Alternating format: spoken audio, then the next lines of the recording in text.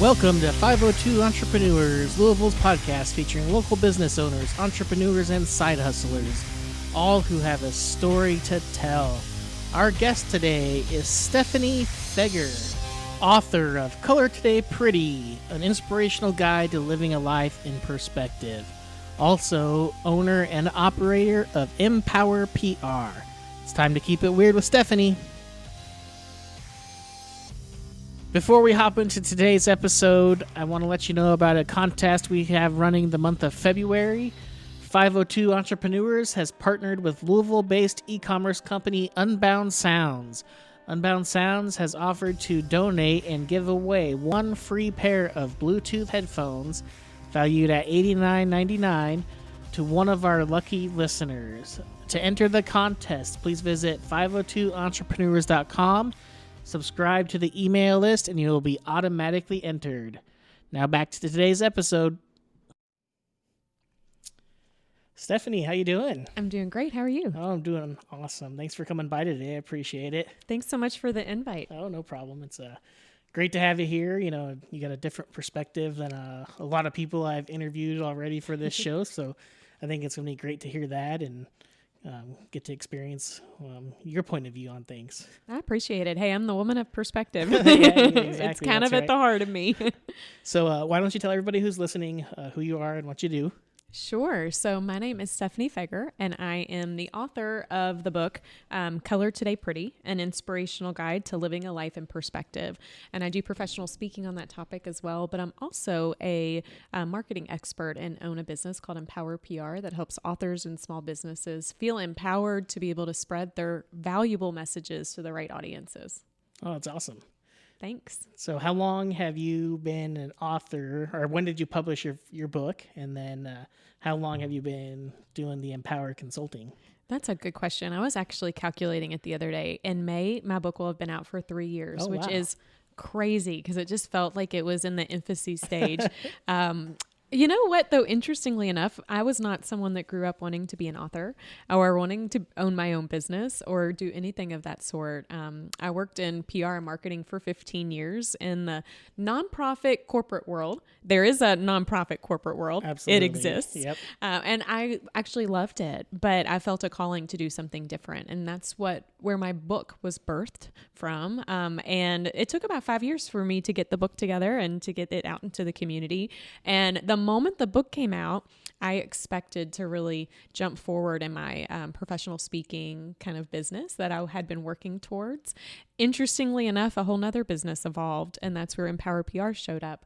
There's a whole group of amazing authors and small businesses that have valuable messages too, and I came to learn that they needed some help and support to be able to figure out how to find the people that need the products and the services and the messages that they have and reach them where they are and empower them to collaborate.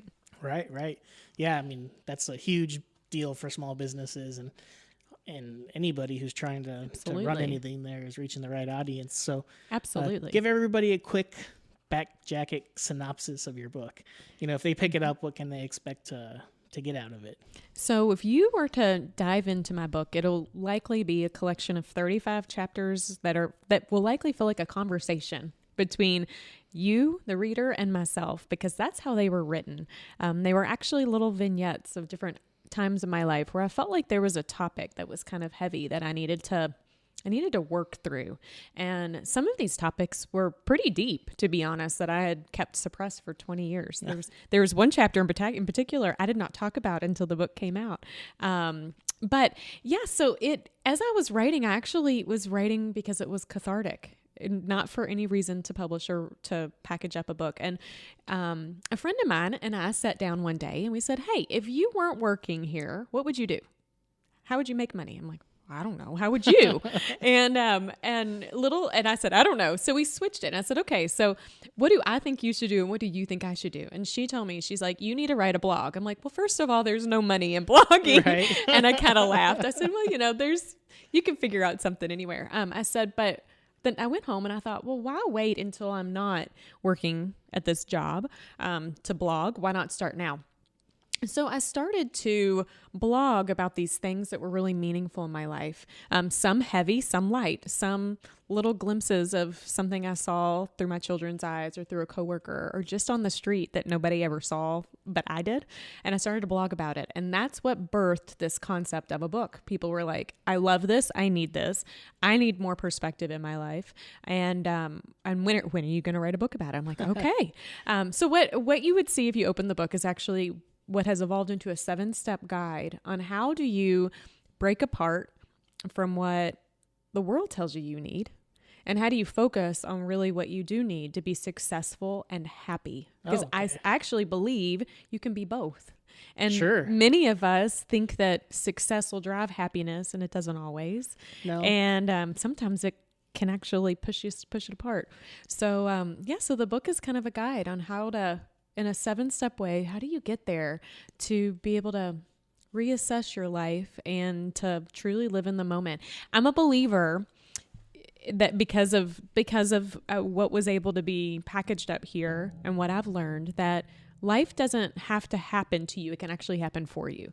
And the experiences that I had and the experiences I've heard from others, thanks to this book as a conversation starter, is proof that life is really has the potential to position you for some really amazing things ahead. Oh, that's awesome. It's so cool that you can just be like, well, I'm writing a blog now, and everyone's like, hey, you're doing awesome. Why don't you write a book? And then it just happens. It's crazy. I know. Well, I thought, okay, I'll be honest.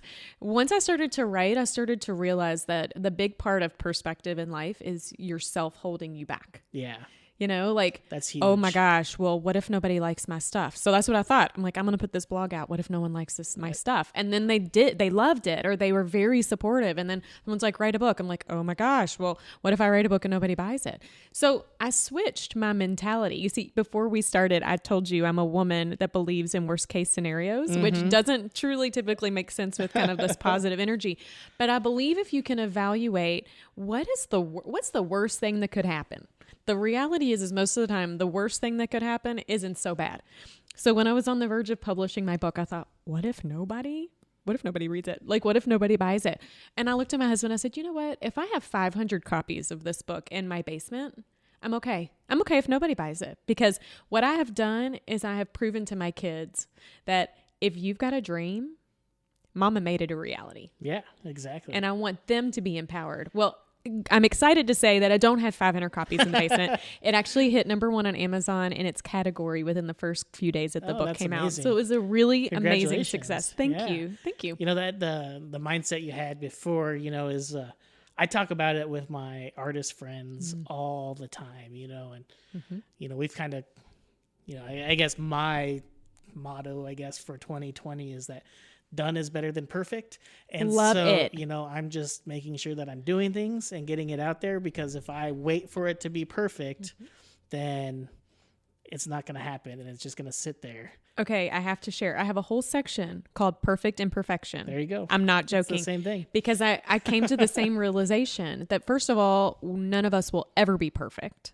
Correct. And so if you just decide to be perfectly imperfect, then you embrace who you are and who you're meant to be and the skill set you've been given, and you forget about the weaknesses, because most of the time we can't even change our weaknesses. Right. You reinvest in your strengths, and then you grow, and before you know it, you've done something. And so too many times I was that way too. I'd be like, oh, well, until it's perfect, I'm not showing it to anyone. Like, get it out. Yeah, you have to get it out. Get it out. I mean, for years, I've never put hardly anything out because I was just terrified of what people would think. And, that it really boils down to, I don't really care what they think anymore. It's really, about what I think. Am I proud of it? Or, Absolutely. Even if I'm not, Absolutely. get it out there.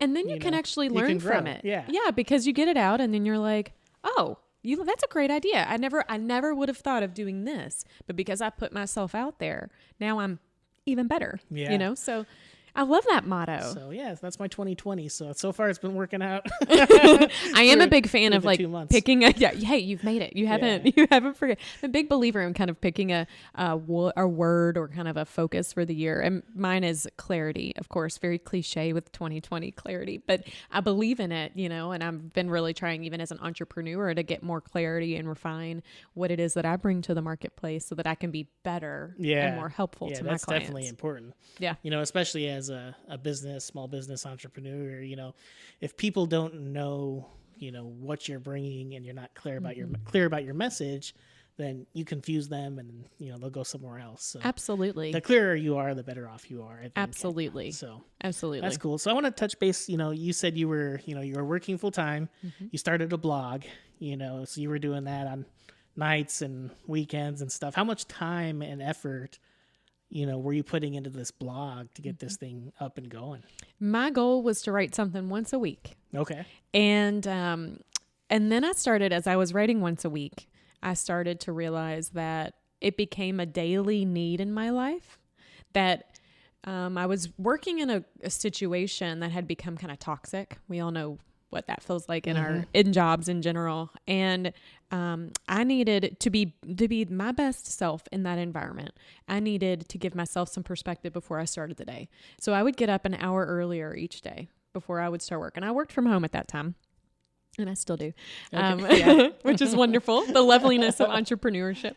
But I would sit down on the computer. I would close my eyes. I'd put my hand on the keyboard and I'd be like, all right, what do I need to talk about today? What is on my heart? What needs to get out? And that actually, I actually tell individuals who want to write a book, because I do some support and help people who are in that journey as well, that the first thing when you are navigating this process is to free write, right? You got to just get it out, figure out your voice, finesse your voice. Work it. And so I did that. And so I would say I would spend a couple hours a week in the beginning, and then it evolved into at least an hour a day. I needed it. My soul needed it. It was as much as much of importance in my life as it was for anyone else. So when I shifted this thought process of what if nobody reads it to, I don't care if nobody reads it, I need it. Then people started to see that.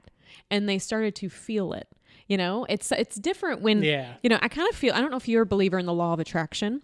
Oh yeah, absolutely. But I am. Yeah. And I sometimes feel like when you push too hard for something, it actually can push away, right? Yeah. It doesn't come to you. Desperate almost. Absolutely. So I didn't. I said, I don't really care what comes from this. I have no agenda. I'm not selling a product. I'm not pushing anything. I'm not trying to make money on my blog. Nothing. I just want to be authentic and real, and I want to share something that I think the world needs to hear. We need to see a little more good out there. Oh yeah. And I want to say too, for anybody who reads any of my blogs, visits my website, reads my book, the reality is I don't just write about rainbows and butterflies. In fact, a lot of people go, "Oh, Stephanie, you like rainbows and butterflies." I'm like, no. I like rainbows and butterflies, but because I know what it was like to stand in the rain and get poured on. And I knew that there would be a rainbow to get through it, right? So I talk about the rain, and I love butterflies, but not because they're just gorgeous, but because they go through a very purposeful, consistent change to get to the other side, right? So in my writing, it's not just, oh, look at the beautiful day. It's usually, I had a really rough moment, and here's what I found. Here was my silver lining in it.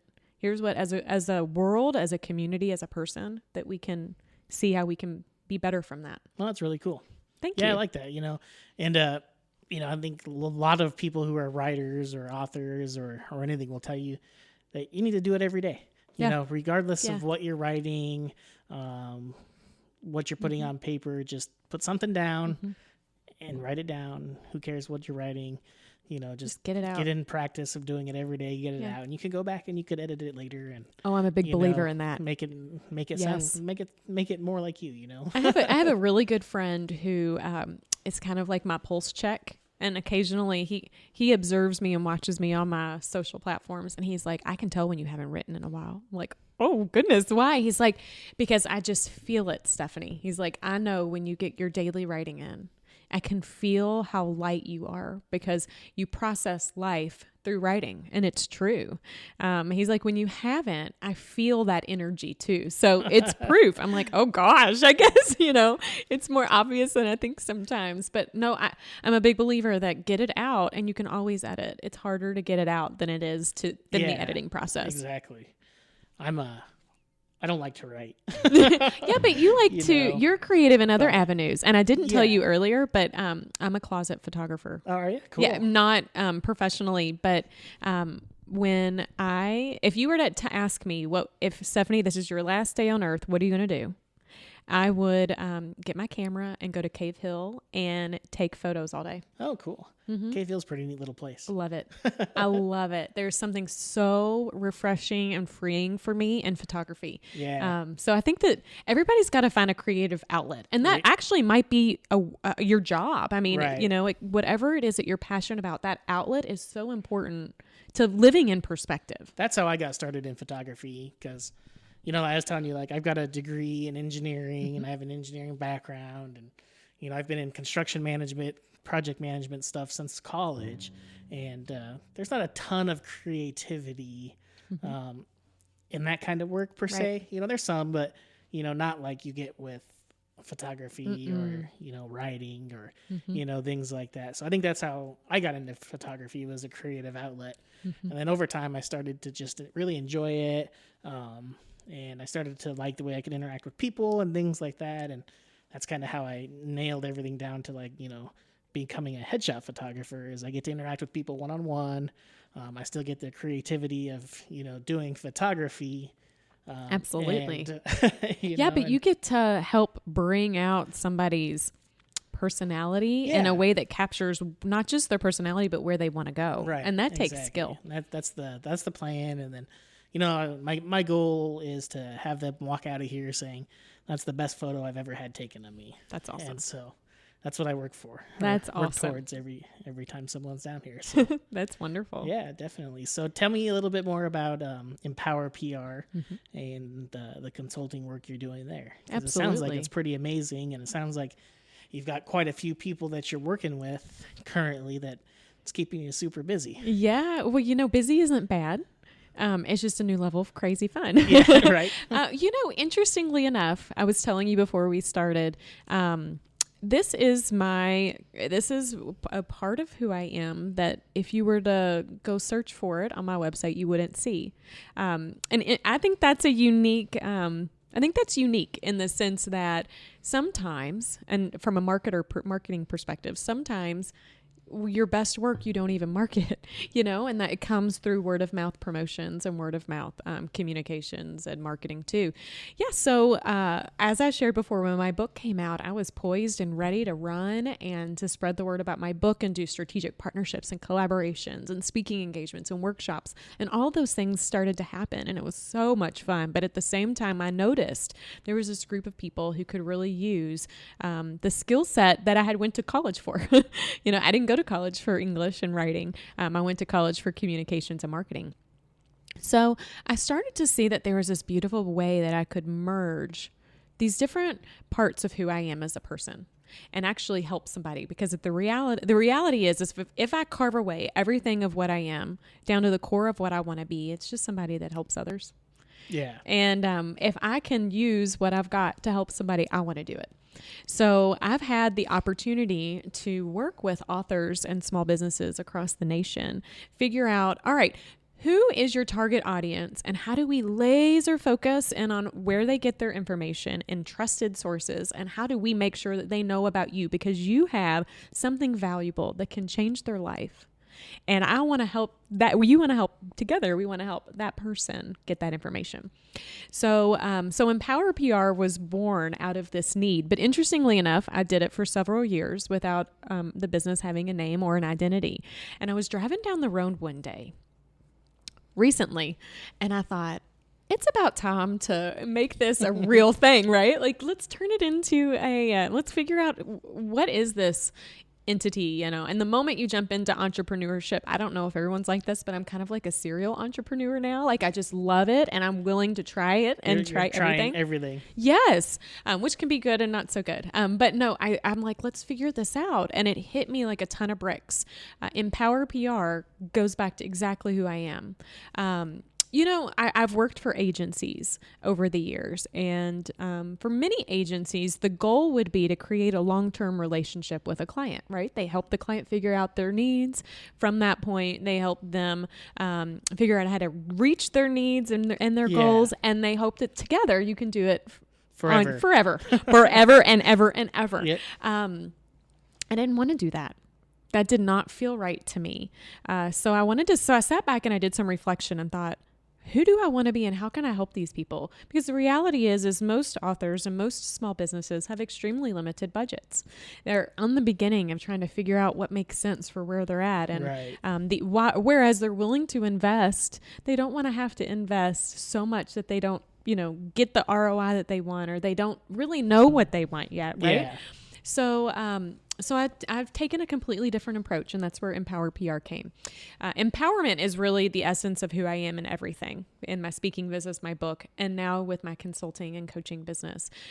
My goal is to provide information to authors and small businesses and encourage them through guidance and support to get what they need without having to partner with me forever. So some people, for some of my clients, that means they would much rather, so I look at it as I learned this with my wreath business, which we haven't talked about yet. Yeah, we haven't. That some people value money over time and other people value time over money.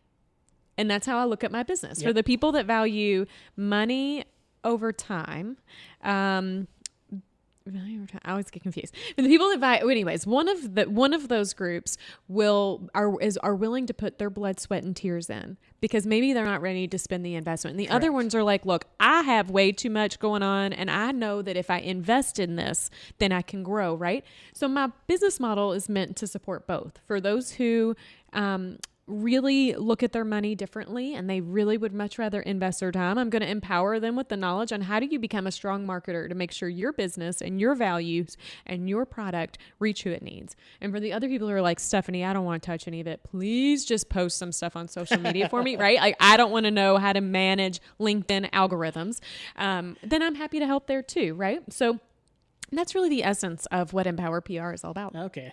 If anyone knows how LinkedIn algorithms work, I would love to know. No, any algorithm, right? It's crazy. It is. So, yeah. So that's awesome. You know, Thank you. I mean, it's one of those tricky situations for a lot of people. Is, you know, do I have more time than money, or do I have more money than time? Yeah. And for some people, it's probably easy to figure out, but other people, it's, you know, you got maybe you have work and you've got kids Absolutely. and a family and I get it. all this stuff, I get it. and it's like, you know, where is the right time to, or what's the right thing to invest in? Is it, you know, somebody helping me with the posting and things like that, or is it somebody teaching me how to fish so I can eat for a lifetime? Absolutely. And I also am like a different marketer in the sense that I don't think you have to be everywhere and do everything all at once. In fact, I believe, let's just look at social media, for example. You're on all the platforms, but not all of them inspire you, and you only have this much time. So maybe you just occasionally do something that actually could hurt your brand versus help your brand. I would much rather you be laser focused on whatever social platforms are appropriate for your target audience. Right. And you have a very focused approach on how to maximize your content. That's smart. That's smart business. And that's what I try to help my clients work towards. Yeah, that makes sense. You know, it's super easy to get lost in the weeds on social media these days, and oh my gosh, it is. You know, I look at the amount of accounts I have, and it's just I can't keep up with them. Even if you know, the way I do social media nowadays is I spend an hour or two a week, and I put together all my posts and I schedule them on Buffer. Yep. That way they all go out, you know, and I forget about them.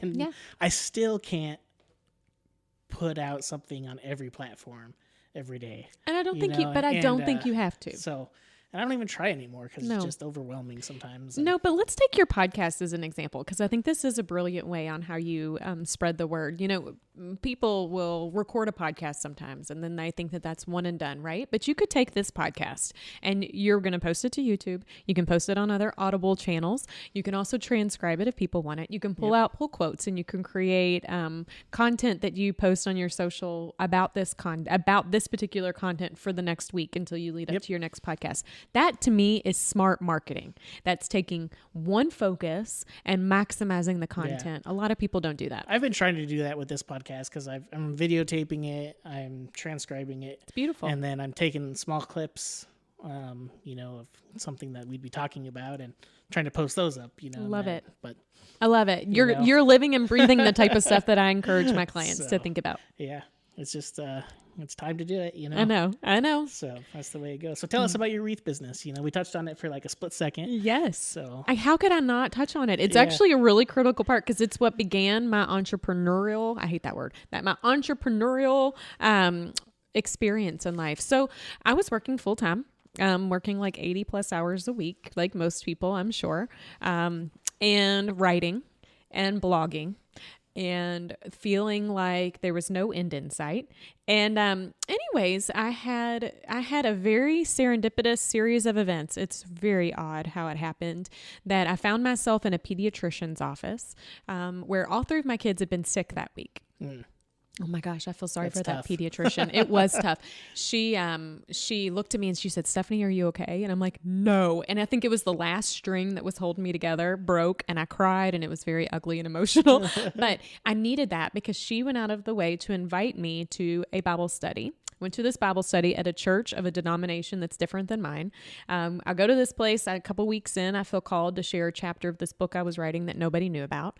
While I was there and I shared this chapter, somebody wrote down a name, pushed it over on the table and said, "Hey, Stephanie, this is the name of a woman that's going to change your life." Open it up is the name of a book coach. And that book coach ended up being the person to help bring my book into the marketplace. But I put off meeting that book coach for 6 months. I don't know why. I just did. Work got in my way, right? I was still writing. Maybe I had imposter syndrome and thought that maybe nobody would care, That's a big deal. Absolutely. And it's real. It is. So I go and I meet this book coach in November of when was it? Back a couple years ago. And after I left, I was like, my eyes were this big. I called my husband and he's like, "You got to chill out." And he could just feel the energy, right? Yeah. And the first thing I said to him was, "I know I need to do this, but I don't know how to do this. I don't know how to afford this process."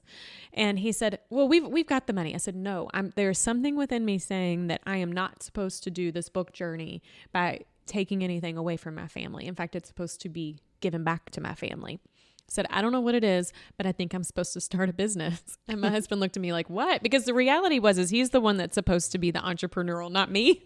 I was never going to do this. So that was in November, and it was Christmas time, and I thought, my brother-in-law and sister-in-law just bought a home. I think I'm going to make a wreath for their front door. Interestingly enough, I'd never made a wreath before. I mean, I made one really cruddy one for my door, but it wasn't anything to write home about. So I watched YouTube videos and learned how to make a burlap wreath. And I did what anybody who was really proud of their work does, is I posted a picture of it on Facebook, right? Like, I'm like, yeah. I did it. And before I knew it, a business was born. I mean, in 6 months, I had made enough money to publish my book and the entire book journey. Oh, wow. Within 2 years, I sold, or taught people to make over 1,000 wreaths that have hit many places across the United States. It's crazy when I sit back and think about it, because it's a wreath. Like, a wreath that you can buy at Hobby Lobby or at Target or at Kroger, right? Anywhere you go, it's a wreath. And yet there was something different about my wreaths. And I think part of what that is actually set me up for what I needed to do in the next part of becoming an entrepreneur. In fact, I believe, and maybe this is the perspective in me talking, that so many times we want everything to happen immediately. Yeah. That if you just sit back and let it happen organically, there's a reason. For instance, I would never have known how to be able to take credit cards to swipe for book sales at book signing events if I hadn't been figuring that out with my wreath business. I would never have known how to build relationships with clients, manage expectations, do custom work for my speaking engagements if I hadn't been doing it with my wreath business, right? So it was really critical to the development of who I was and the type of business owner that I am and the type of businesses that I do. I'm actually working on my second book right now, and it hopefully will be coming out this year. That's meant to inspire people to take a passion and turn it into a profession. Oh, great. Built upon my wreath business journey. That's awesome. A lot of people want to do that. Absolutely. That's a huge topic, I think, and you'll get a lot of traction on that one. Again, it's not about the money for me. It's just, I want to help people. I see these people out there. My husband, he's a physical therapist. I'll never forget. He texted me this picture, after he left one of his clients' homes. He does home health. And this client said, you need to send this picture to your wife. She makes stained glass art. It's like the most stunning thing I've ever seen. And she has never sold a single one. Oh, really? And when my husband sent it to me, I thought, are you kidding? And he's like, well, she just loves what she does and she just doesn't really know. And I'm like, that to me was Stephanie, it's time. It is time, because your book, your message, your journey is proof that we all have something beautiful to bring to this world. Absolutely. How do we embrace it and then reposition it in a way that turns it into a revenue stream for our family? Yeah, I think it's super, most artists, creatives kind of are afraid to sell. Absolutely. It's like there's just something in our minds, their minds, that just says like it's wrong to take money from people because that craft comes so easy to them. Yep. And it's super valuable to everybody else who can't do it. Absolutely. But you don't see that because it's, you're doing it every day and to you it's a piece of cake. But I know. Well, and I think of that too as an entrepreneur. I mean, when I sat down to figure out what offerings I was going to provide and how do I align that with what the investment should be from my clients, those are hard things to think through because for me, that stuff comes easy. Right. But then the more you do it, the more you realize, you go to the store and buy things and somebody made that and it was easier for them, right?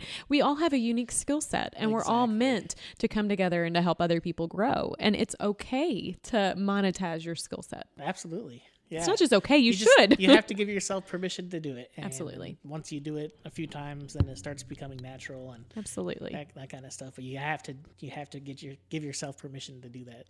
You ahead do. Of time. And you have to, there's sometimes in the beginning, I would look at myself in the mirror and I would say, this is my cost. And then I would say it again. And I keep saying it until when I looked at myself in the mirror and I said, this is what I'm worth, that I believed it. Mm-hmm. Yeah. Because if you don't, people will, they can feel it off of you. If you're saying, giving them a price that you don't truly believe you're worth, they can notice that. And, they don't, they're not going to come out and tell you that they noticed it. And they're not even going to maybe even notice that they notice it. But there's just something inside of them that says she doesn't believe it. Absolutely. And if she doesn't believe it, why would I? Right. Exactly. Yeah. I think that's a hard thing for small business owners. It is. I think it's very hard. So,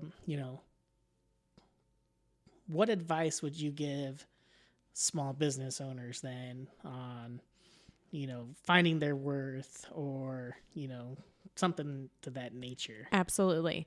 Well, if you haven't learned this about me yet, I have a little story I have to share with this. I'm a storyteller.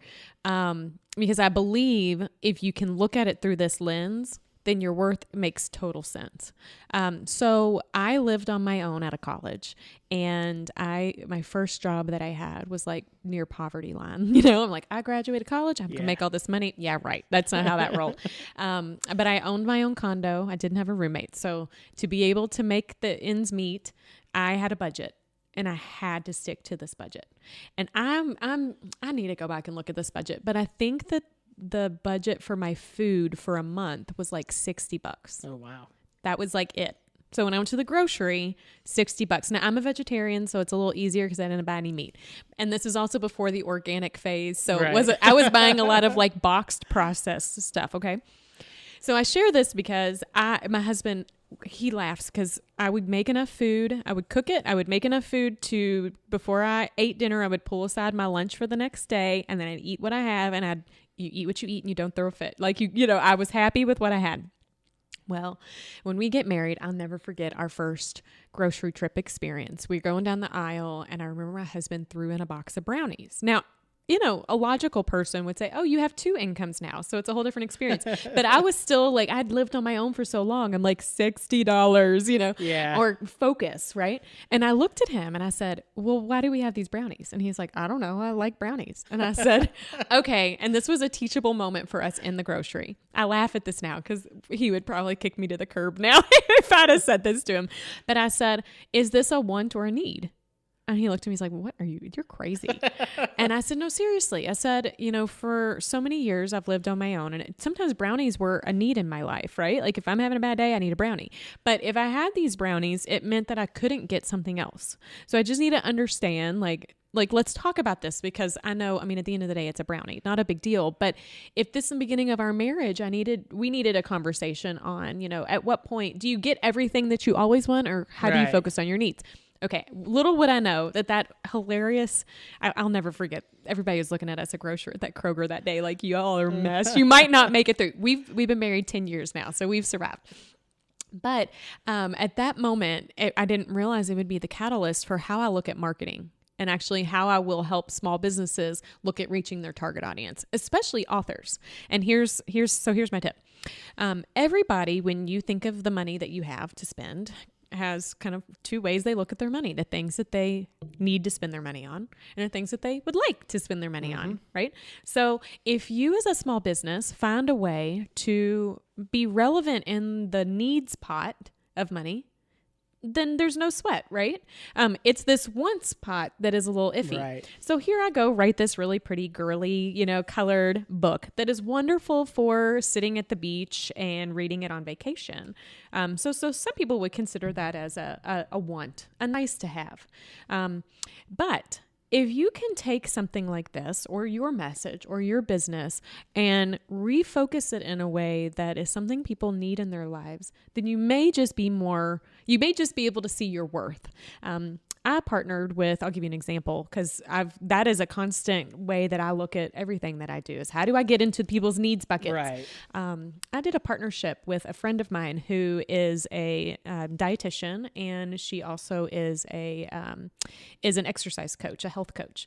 And I said, hey, I have a book that's really important, or you have a message and a product that's really important. The reality is if you want to be healthy in life, you can't always get there if you don't have this in check. Absolutely. So I said, let's talk about a partnership. Let's do a month. Let's do something fun in a month. And so last March we did Color March Pretty, and it was really meant as a mind, body, soul kind of experience on finding health therapeutically throughout it all, right? And so she would focus on what to eat and how to be stronger and eat better, and she would give them nutrition tips, and I would do mindset shift mentality and all this stuff, right? We did it together. It was one of my best-selling months for my book, and yet I did not require anybody to buy the book. There was no, hey, you have to pay this to get in. Mm-hmm. It was proof in the pudding. The reality is people who have in their needs bucket this health kind of category, right? And the moment that my book became a critical component to a need that they have to be able to be healthier,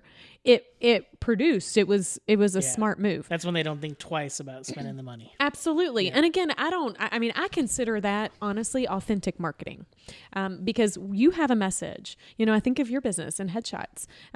All small business owners need headshots. Absolutely. That's a need in their business. So you meet that need. And if you focus on that, then your worth it makes sense. It's something that everybody is seeking. It's not just like you do family portraits, which are sometimes nice to have. Like I haven't done it in a couple of years. We need those. I want them. See, even my vernacular is different. I would love family photos, but I need a headshot if I want to do any speaking engagements. Sure. So it's this, I think as small business owners, I think we need to shift and take a look at what is the product we provide, and how can we make sure that it's positioned as a need in our target audience's eyes. Exactly. Yeah. And for a lot of people, that's the hardest part. It is. Because they don't see how it can be a need for people. Yep. I know. And that's how I help people. Yeah. I think I think sometimes it takes getting outside of you to be able to see that and to see the potential. I mean, I'll be honest, I have a confidant that I go to and I say, I help people every day do this, but it's really even hard for me to do it for myself. Yeah. You can't, because you're clouded by how you know you.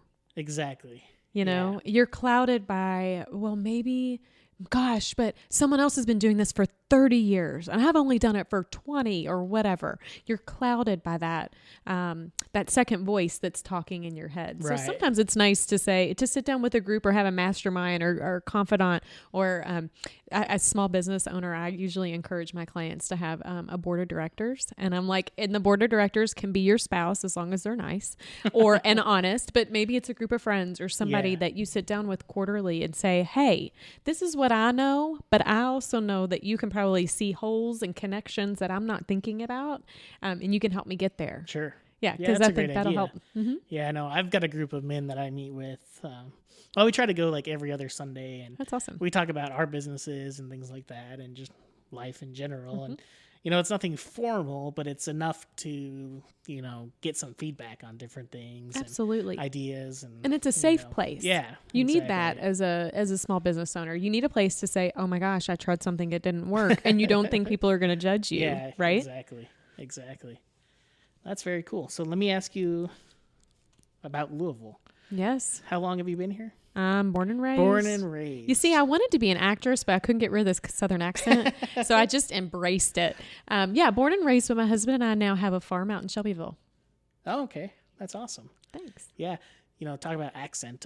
When I met my wife, the first time I talked to her on the phone, like I really had a hard time understanding what she's saying.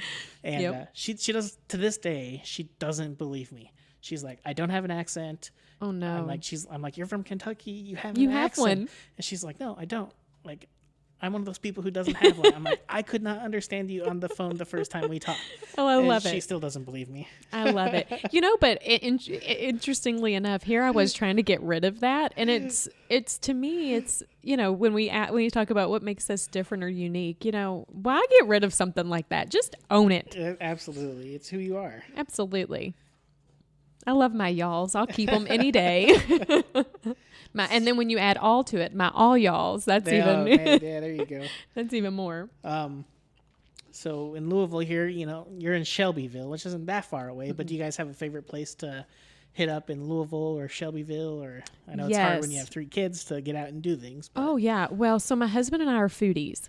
So we're big fans of locally owned restaurant. And as a vegetarian, that's really important to me because I like to go to places that I can enjoy some good food that I know has been made in a way that I can eat it. And so like my husband and I will go do date nights occasionally. We love Ceviche and Berenice are 2 of our favorite places. Out in Shelbyville, it's actually in the Simpsonville area. We just went recently to, I think it's called Old Stone Tavern and Grill or Old Stone something or other. It is amazing, and I would encourage everyone to go there. But yes, when I think about the things my husband and I like to do in Louisville, it usually involves with my little rascals to come along. And so we like to get outdoors. So we're really big into hiking and love all of the parklands and Broad Run parks. Well, and I can take my camera, and so it's a win-win. Yeah. You'll laugh though. Before on the way here, I asked my oldest. I said, okay, Eli, I said, what does Mama like to do in Louisville? Like, what do I like? He's like, I don't know, Mama. You never leave the house. They're pretty. I know. But I'll tell you, one of the newest places that all of our family love to go is the Perfect Day Cafe. I don't know if you're a cat lover. Oh, I know that place. I'm not. Oh. Mainly because I have an allergy. An allergy, cats. yes. Yeah. Well, we stumbled across it in the fall, and we've been a couple times. That's where we adopted our newest kitten from. Okay. So yeah, so we love that and think it's such a brilliant business strategy. It's interesting for sure. It is so smart. How many times do you sit back and you look at somebody's business and you're like, oh my gosh, I could have thought of that. If I'd have thought about that, look what I could have done. It's so smart. We have 2 cats. We have a 14-year-old and a 4-month-old. And my 14-year-old we adopted by looking through the bars at the society, in this scared little room. Right. And we just went by color. Oh, she's really beautiful. This one, with at the Perfect Day Cafe, we got to actually experience the cat. The cat picked us, would never have picked an orange tabby, and he's my best buddy, man. I can't imagine life without him. So yeah, a beautiful business strategy. My kids want to go back every day. Talk about beautiful business strategies and things like that. People can sell anything. I always look at the guy who sold rocks, right? Yep. Pet rock. Yep. Pet rock guy. He made millions of dollars just by selling rocks he picked up on the stream or whatever. I don't know where he got his rocks from. Yep. So it's funny you say that. I actually open up my second book. That's similar concept. I am a member not of a group every other week like you talk about, but I have a group of other writers, and we meet once a month and we kind of look at each other's writing, and it's a real safe zone. The first time I met these women, this one lady was telling me kind of her past story, and she was explaining that I think it's somewhere on the west or on the East Coast, where her son lives. That there's this guy who is, I think he's a paid tree climber. He loves to try to climb trees, and he gets paid for it. And I sat back and I thought, okay, if you can make money climbing trees, yeah, you can make money in anything, pretty much. And it's not so. And I think my wreath business is a prime example. You can get a wreath anywhere. There's a lot of what we bring to the table you can get anywhere. But if you have that mentality, they can get it anywhere, you might not do it. But if you find a way to differentiate yourself in your business, what makes you unique? Why would someone pick you over anybody else? And you realize that the essence of that is you, then it's worth trying. Right. Yeah. It's kind of helping to develop a personal brand. Yeah. You got to not only be yourself, but you got to show people who you are so that they kind of get a feeling of who you are before they even think that they want to buy from you. Absolutely. That way it's, they have some kind of comfort level and things like that. Yeah. You are your business. Yeah, exactly. Which can be good or bad. Usually good. Yeah. Usually good. So I like to ask people this question too. So, we've talked about your book and your speaking and, your Empower PR business and all these things. And, you said that you do photography kind of stuff on the side as well. But I always want to know what is keeping people's minds interested besides this stuff. Like, is there anything that you're learning about, that you're finding interesting that's not related to your business? Yes, but it's related, but not meant to be related. Okay. So what keeps me intrigued just in the world is how people think, how our brains work. I've always told my husband, if I ever go back and get my a higher level degree, because I was going to be I had all these plans, and then kids showed up, and then things changed. Yeah. But if I ever go get my master's or my doctorate, I want to do it in psychology, because I find this emotional intelligence conversation really intriguing, and the power of positive thinking. And so I went to a conference a couple of years ago, and a guy that is really big in this space was speaking, and I was like in tears. Everyone's like, "What's wrong with you?" I'm like, "He's talking my language." It's understanding how we see the world. And again, I realize that's kind of the essence of what I talk about, but I think it's just how my brain works. It's just how you're, Yeah, because I think if I can better understand those things, then I have the power to be even happier. And at the end of the day, on my deathbed, I want to sit back and be like, yeah, my life was pretty awesome. Not because I made $1 million or 5 million or 10 million. I don't even care, to be honest. Yeah. That's not what drives me. But that I was happy and felt fulfilled. Sure. Yeah. I think that's what a lot of us want. Yeah. It's just to know that we did what we could, that was the best we could do. Mm-hmm. And, we lived a great life, and who cares what everybody else thinks. I know, right? I know. So, it would be nice if we all feel that way all the time. Yeah. Social media didn't help that. No, it doesn't. It's toxic environment sometimes. Absolutely. Absolutely. A lot of times. So, yeah, that's interesting. So, the previous company I used to work for was pretty large, and emotional intelligence was like a huge topic for us. Really? We learned about it all the time. Really? Yeah, we had a lot of trainings on it and things like that. I had a manager give me the book Emotional Intelligence 2.0. Stop and it. I had to Are you read kidding? it because I was not emotionally intelligent enough. Now, see, the research that I've So- been doing is, yes, you can deepen in your emotional intelligence, but some of it's to me, it's almost like soft and hard skills, right? Like Yeah. some of it you can be trained to, and some of it's just innate in who you are as a human. It is. And the company I worked for did not do that. It was more focused on skills-based training. So, hey, you're not good here. Let's do more in this. And it's like, when the reality is maybe you shouldn't do that at all. Like maybe you should focus on something else. It was actually after I left that company that one of my authors, she distributes tests on EI, and she said, "Hey, you want one?" I'm like, "Yeah." I said, "I've been told I have a high EQ. Or not EI, EQ." I said, "Yeah." And so she gave me the test, and I started to really learn and kind of grow this interest in understanding how brains work and how you can pick up on energies and all that craziness. Yeah, it's pretty interesting stuff. It is, And, but it totally goes in line with, when I mentioned the law of attraction and that type of stuff. Absolutely. I'm a believer, and maybe this is different than some of your other, the other individuals you've had on the show, but I don't like to go out and seek business. I don't like to go push. I actually believe if I'm doing good, that it will come.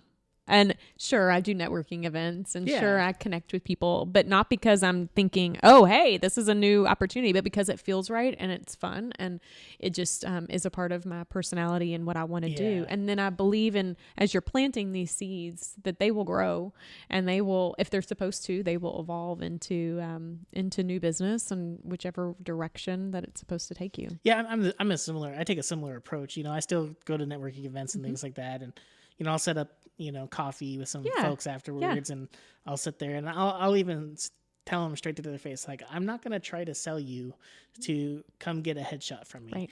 but I just want you to know that I do headshots. Yeah. And, exactly. If I say, if at some point you need a headshot, I would love for you to just take a look at my website and see if what I do fits with what you want. Absolutely. If not, I don't, Yeah. not a big deal, Yeah. So I'm not out there like pushing sales, because to me, it's not the way I work. Right. And Me neither. It doesn't feel like my authentic me. Right. So I don't do it. No. But I don't either. I'm a big believer that when you do good work, that it will speak for itself. And so I'm a big fan of the word of mouth referral process. yeah, it's important. Absolutely. Especially in a community like Louisville. Yeah. And hey, I'm really impressed, as not being a Louisvillian yourself, how you can say Louisville. let's just put that out there. Your wife taught you well. She doesn't say it right. How does she say it? She says Louisville. What is wrong with her? I know. She's been here her whole life. Oh my goodness Yeah, gracious. she says, well, it's King Louis. And I'm like, well, you're still wrong. You're still wrong. It's Louisville. It hangs out deep in your throat So, with lots of syllables. yeah. So if you had to leave one bit of advice for small business owners or entrepreneurs who are, thinking about taking the big jump and leaving their careers or whatever else they got going on to dive headfirst into something, what advice would you give them? Well, that's a good one. Well, I think I would suggest and leave the advice that it's always good to dabble in what you're passionate about, but sometimes you have to take what one of my business coaches referred to as the silk thread jump. Have you heard of this? No, I don't think I have. Okay, I'm really bad at like jokes and stuff, so I'll probably butcher this story. But the plane's going down. You're on the plane. Plane's going down. There's no parachute. All you have is a silk and thread, right? And so your only option is what? You can stay on the plane and it nosedive, or you can jump off. And it's in the jumping off when you're in the air that you realize that the silk and the thread is meant for you to sew a parachute while you've jumped. Interestingly enough, I dabbled in working full time and doing my passion work. And the problem with that is, and as someone who's dives in that now, the struggle with that is, how do you give 100%? Sometimes you have to take the leap. And you have to build the parachute while you're flying. Right. So yeah, had I ever wanted to do this? No. Would I have ever expected to do this? No. For me, I did not take the leap. I actually worked at a company that had been downsizing, and I was impacted by a corporate layoff. It was during that time, other people who were impacted at the same time were stressed out and really overwhelmed. And I was like, it's time. I'm going to build my parachute. I'm going to figure this out as I'm going.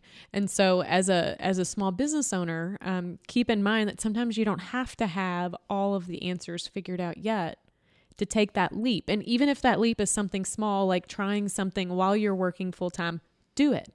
Or if that's dabbling in something new before you have the whole outline figured out on how you're going to tackle it, it's okay. Do it. Or maybe it's about selling a product that you haven't thought fully through, but you think it might work. Why don't you see if anybody wants it before you spend the energy in it, right? But you and I talked about perfect imperfection. Yep. Is truth in this world. It is okay to be okay and jump and try in the okay, because you can't perfect anything if you don't have someplace to start. Yeah, absolutely. You know, I know a photographer. He's in Washington, D.C., and he had a similar situation to you. His company downsized. This was maybe 2 years ago, and so his position was eliminated. Yep. And he's built himself a 6-figure headshot business now, because he had nothing else to do but sew his parachute. Oh my God! See, you know, and it's like, see. So here's the deal: I was encouraged to do my business and to take the leap, and I was too comfortable. And sometimes I don't think that we can fulfill our passion when we live in the world of comfort. Yeah. When we are put in uncomfortable situations, that's when all of the, your synapses start working and everything makes sense, and you try something because you have no other option. Right. You're like, I'm going to do this. I've got to. You have to. I have to. And so for me, being impacted by a layoff was literally the best thing that could have ever happened for me. If not, I would still be working in the corporate world. I would still be doing stuff that I loved, but maybe not the stuff that was filling me up. Yeah. It's not your passion. Not my passion. And now I'm able to connect with people. I'll never forget when I jumped and I started to do this, I told my husband, I said, if I touch the life of one person, it's worth it. And I remember getting a text maybe a month or so after my book came out, or a Facebook message from a woman who I had met through my wreath business and who had purchased a book afterwards. But I didn't know her outside of that at all. And she messaged me in the middle of the night. And she said, Stephanie, I need to tell you this. She said, I had just had a really horrific wreck, and had she had a stroke while she was driving, and a big wreck, and had to go to rehab, and some really intense stuff happening in her life. And she had been suffering some panic attacks associated with it. She said, so in the middle of the night, I was having a moment, and I was crawling into my closet, and I grabbed the Kindle, and your book was on the Kindle. And within 15 minutes, I had a piece about me, and I knew I could handle this. She's like, you saved me. That's awesome. And I looked at my husband and I was like, mic drop, I'm done. If nobody else, and had I not embraced the leap, I may not have been able to make a difference in the life of that person. Exactly. So yes, so I'm a believer. Sometimes you just got to jump. Just got to go. I know. Well, Stephanie, I appreciate you being here today. I really enjoyed the conversation. Me too. Thank you. It's super great to hear about all the amazing things you're doing and helping all the small businesses and authors out there. And I get super excited and happy for people to hear how they grew their business and things like that. And you have an amazing story. So thank you. Really appreciate you being here. Thank you. I really appreciate you having me. All right. Thanks for listening to 502 Entrepreneurs. You can find our site online at www.502entrepreneurs.com. Subscribe to our email list to be entered into the February contest. And don't forget to subscribe to us wherever you listen to your podcasts. Thanks again.